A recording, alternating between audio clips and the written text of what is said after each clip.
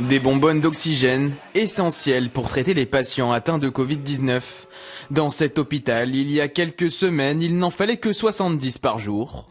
Mais avec la deuxième vague arrivée en novembre, au pic de la pandémie, les besoins ont explosé. Aujourd'hui, il faut encore 350 de ces bonbonnes chaque jour.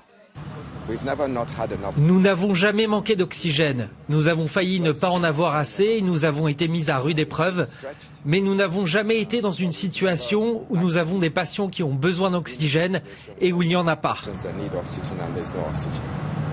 L'hôpital a inauguré sa propre petite usine d'oxygène. Elle permet de produire jusqu'à 60 bonbonnes par jour. Le reste des besoins est fourni par le secteur privé.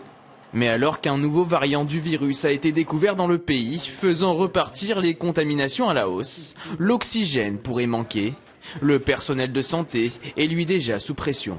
Et certains d'entre nous ici ne dorment même pas la nuit parce que nous avons des appels, nous devons aller soigner des patients. Certains d'entre nous ne partent pas, nous restons à l'hôpital 2, 3 jours, certains 5 jours. Au Nigeria, les contaminations ont tendance à être sous-évaluées. La plupart des habitants continuent d'attribuer les symptômes du Covid-19 au paludisme et ne se font donc jamais tester. Toute personne qui présente des symptômes de quelque nature que ce soit doit sortir et le dire. Il n'y a rien de mal à le dire. Si vous ne parlez pas, vous allez juste finir 6 pieds sous terre.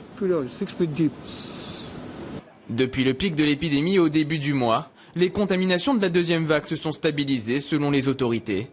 Les soignants, eux, espèrent éviter une nouvelle flambée d'ici à février, alors que le Nigeria devrait recevoir ses toutes premières doses de vaccin.